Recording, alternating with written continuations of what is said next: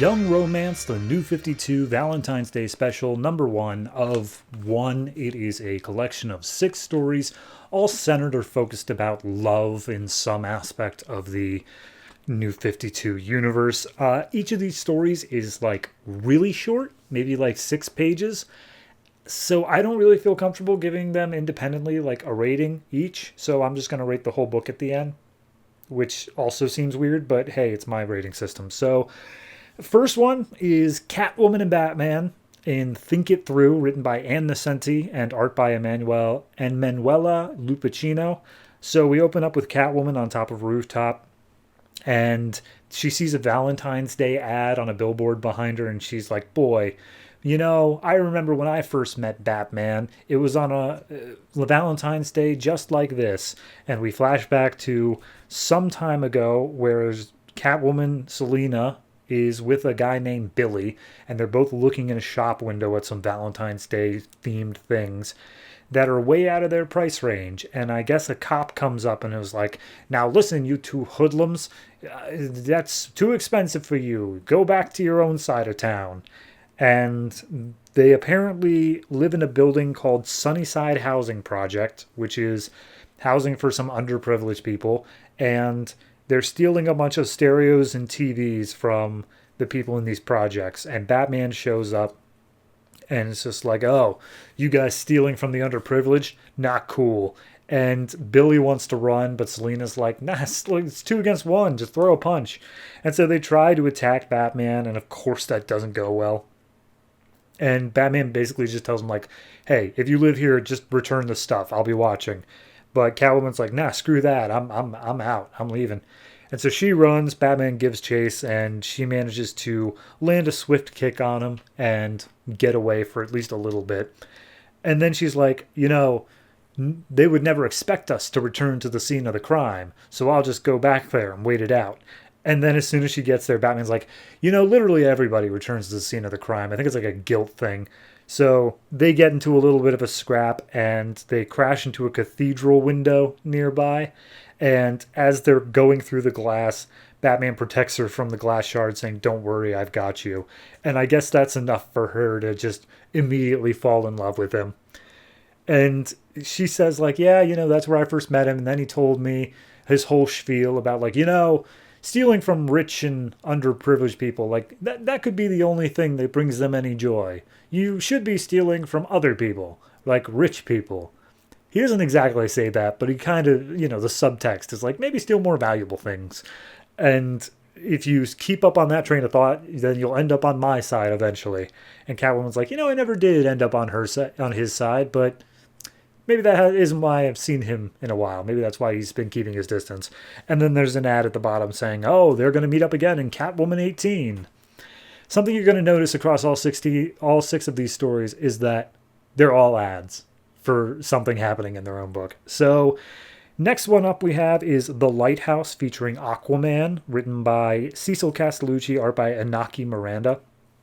So there's a storm coming in to the port where Aquaman's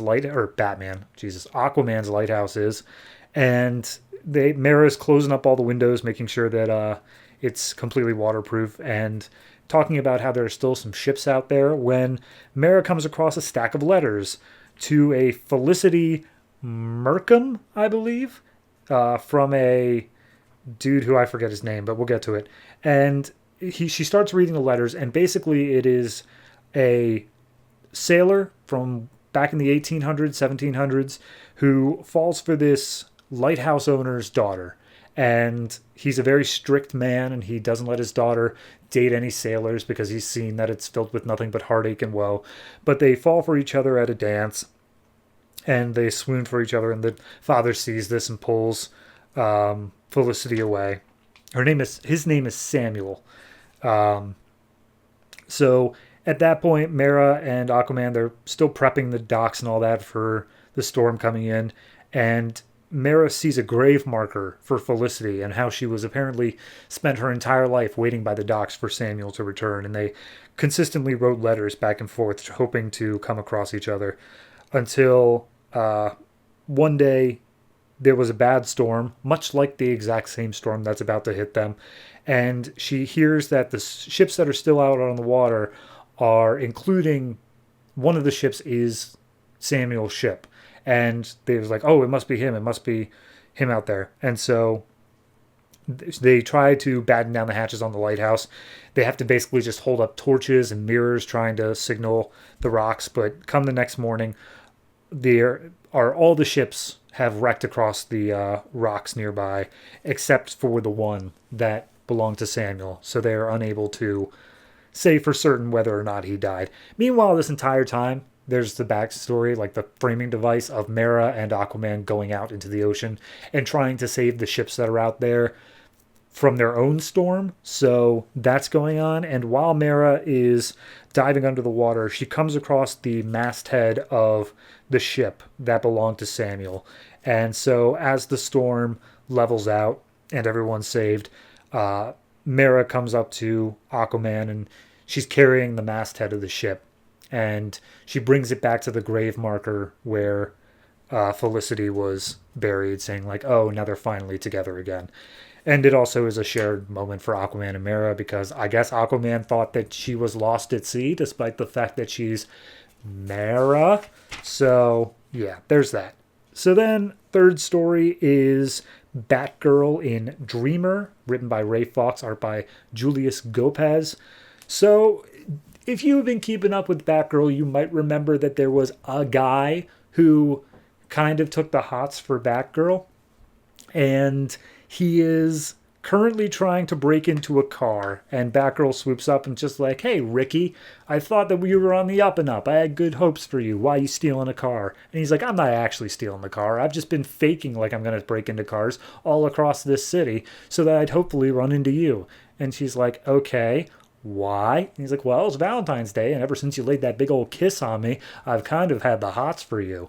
And she's like, you do understand I did that strictly so you wouldn't get beat up for being a snitcher and a rat, right? And he's like, yeah, I get it, but like, you're like really pretty and I really like you. And she's like, oh, shucks, that means a lot. But then three guys come up and are like, oh, hey, look, if it isn't Batgirl and a little snitch Ricky, let's get him. And they attack Batgirl. And Batgirl's immediately knocking them down, takes them all out, and turns to Ricky, be like, was this a setup? Did you set me up to get jumped? And he's like, honest to God, I have no idea what any of this is. It's not for that. And she's like, okay, so then why today? Why now? He's like, well, it's Valentine's Day, and I was hoping maybe that you and I could go out sometime. And she's like, you don't know who I am. Like, you have no idea whether or not you like the me underneath. And he's like, no, it's fair, but like every time I see a red-haired girl, I just want to ask him out, just hoping that it might be you. And so she's like, all right, well, you know what? I can at least give you one more kiss. So they kiss again, and Batgirl seemingly likes it. She's like, wow. And he's like, yeah, I know, right? That's freaking awesome. So he tries to tell her like, hey, okay, hold on, before you got to go back to crime fighting, how about this? If you see me on the street and I'm doing good and you're in your civilians, maybe come and ask me out. And I'll say yes, and I'll think I'm just super lucky and I won't know that it's you for sure. And she grapple hooks away and says, oh, keep dreaming, Ricky. So there's that. And apparently Ricky gets another chance in Batgirl 17. Then in the middle of this issue, for anybody reading physical, are 18 Valentine's Day cards, all with their own stupid little message. For instance, Batman's is, tonight is for just us. And Flash is, you stole my heart in a flash. And then Swamp Thing's is, you don't bring me flowers. Which I don't think fits the theme, but hey, it's there. So then we pick up in the fourth story, Soul Brothers, featuring Apollo and Midnighter. Written by Peter Milligan, art by Simon Bisley. It is a very, very different look from anything else I've seen in DC Comics, so props on Simon Bisley for that. I think it's very stylistic and it's going to be hit or miss if you like it, but it is there. So we open with Apollo flying into Seoul, Korea, I believe. I'm not positive on that, but I think it's South Korea. Anyway, he's flying down there, and apparently he's going to a place that is quote-unquote affectionately called Homo Hill, where a whole bunch of, it's basically like a gay community in the city, and he's going there in hopes of finding someone, and he walks into a local bar because it's a lot grittier and a lot darker than the rest of the city. And there's a young guy there who asks if he wants a drink, and he's like, oh, no, sorry, I'm waiting for someone else. And then we cut over to Midnighter, who is beating the crap out of four guys. I can't even tell. It says that it's a job that has something to do with uranium, but he picks out four guys, and it's just his internal monologue is saying like, yeah, this guy, he's got this wrong with him, and this guy's going to do this. And it's just an extended fight scene. But at one point he gets thrown out the window. He grabs onto a nearby ledge, manages to grab the ankle of another guy inside the building and throw him out, until finally it's just one target left. And that guy is high on something. He's got a gun to Midnighter's head. And then Apollo shows up and uses his powers to blast the guy away. And I'm pretty sure he like skeletonizes him. So, yeah. So anyway, at that point, Apollo's like, hey, I came here, Midnighter, because I wanted to get to know you better. And Midnighter's like, there's nothing to know. I'm a killer. I'm a masochist. I'm a horrible person. And me and you, we can't ever have anything. I want you to say it. I want you to say that we're never going to have anything. And he's like, okay, I guess we'll never have anything. Sorry. And he flies away. And Midnighter's like, yeah, I could tell he was lying. He still thinks there's going to be something. And Apollo goes back to the bar and he talks to that guy who asked him if he could share a drink before. And he's like, yeah, I know Midnighter knew I was lying. We're going to have something. So check out that in the upcoming issues of Stormwatch. Then we cut to story 5, which is Nightwing in Another Saturday Night, written by Kyle Higgins, art by Sanford Green. Nightwing's flying around town, and all of a sudden he comes across this big fight scene that's pretty much already taken care of, but he's jumping into the middle of it as well. And it's taken care of this woman named Ursa Major, who is just a woman in a bear costume as far as I can tell. Not like a full bear costume, just like a hoodie. And so Nightwing is actually on the phone this whole time with a girl named Jen, who I guess he's forced to stand up for like a third date or something like that. And Jen's like, nah, we're not really compatible. I think this is enough. Bye, dick. And he's like, oh, okay, sure. So fight scene ends. And Ursa's like, oof, geez, I heard your breakup call. That sucks. And he's like, that's not what that. Anyway, who are you? And we get the introduction that this woman is Ursa Major. She is a hired bodyguard, quote unquote, protection specialist. And she just protects this one guy, gets him to the hospital. And the guy's like, oh, don't let this night go to waste. It is Valentine's Day. So after she takes him to the hospital, she meets up with Nightwing for some Chinese food on the roof. And they basically get to talk and figuring out like, oh, who are you? Or so explain yourself as a character because we haven't seen you before. And they start jumping over rooftops, having a whole parkour session. And Nightwing's like, oh, this was fun. We should do it again. And she's like, yeah, sure. And he offers, how about tomorrow night? I'll bring pizza. And she's like, yeah, sounds good. Just one condition, don't make a pepperoni. And she flips away and he's like, yeah, all right, getting a date for tomorrow night. And then we see a morning, we see a night, he brings pizzas to the rooftop, and then she just never shows. And that's it. That's the end of the issue. Doesn't even say see Nightwing. It's just like a bummer. Anyway, final story. We're in Tuscany. It's called Truth or Dare, featuring Superman and Wonder Woman, written by Andy Diggle, art by Robson Roca. They're at this weird rooftop restaurant on the side of a cliff, and basically it's just Wonder Woman said, hey, this place was suggested to me by Eros, and Superman's like, you mean Eros, the god of love? And he's like, no, it's demigod, and also he's my cousin, so it's just that kind of thing. And Clark's like, you never really talk about your family. What's up with that? And she's like, don't really wanna. It's kind of complicated. And he's like, oh, no, I get complicated. I have to keep secrets from everybody. She's like, yeah, well, you do that for a heroic reason. I keep secrets because I literally didn't know about them before the New 52. So at that point, they start cozying up, saying like, oh, but I feel like I can be myself with you. And then all of a sudden, the girls who were singing up on stage point out Clark and Diana and are like, hey, you two, lovely couple, listen to this. And they sing a song that puts Clark into a daze. And Wonder Woman's like, Clark, what are you doing? And all of a sudden, Eros walks in and says like, they are sirens, my dear cousin. All of this was a trap. And she's like, why would you do this? And he's like, it's an exchange for something. It really doesn't even get into why he did it. It's obviously he's under their trance, but like he explains it as if he's not. I'm not sure. Anyway, at this point, Wonder Woman transforms into her normal costume, and the reason she's not affected is because she's holding the lasso of truth, which keeps her free. So she uses the lasso on Eros, and Eros is like, oh my god, I'm free. I'm no longer under the siren spell.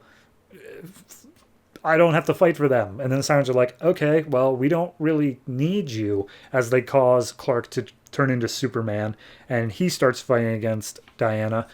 Diana binds him up in a lasso, tells him to fight, and tells him, like, oh, look for the truth. And he's like, oh, the truth is I don't want to hurt you. And he smacks her away.